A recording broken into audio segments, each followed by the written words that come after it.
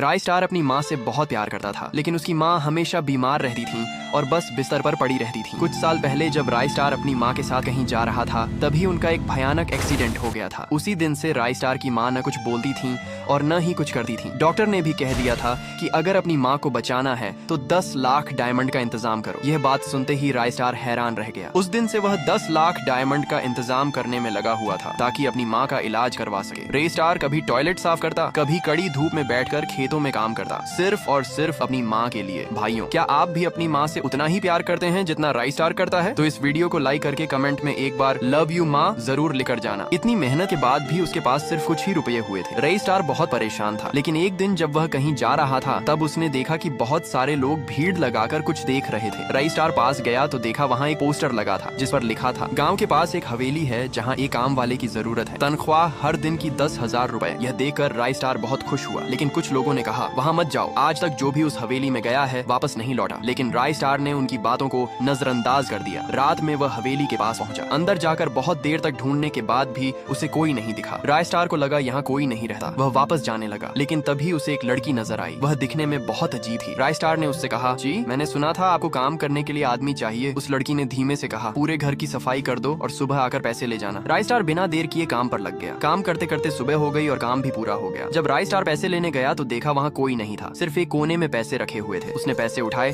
और चुपचाप घर लौट आया। उस दिन से राय स्टार हर रोज रात में उस हवेली में जाता, सफाई करता और सुबह रखे हुए पैसे उठाकर वापस आ जाता। धीरे धीरे उसके पास बहुत पैसे हो गए, जिनसे उसने अपनी माँ का इलाज करवाया। फिर उसने एक सुंदर सा घर और महंगी गाड़ी भी खरीद ली। जब वह पैसे वाला हो गया तो उसने वह काम छोड़ दिया, लेकिन उसी दिन से उसके साथ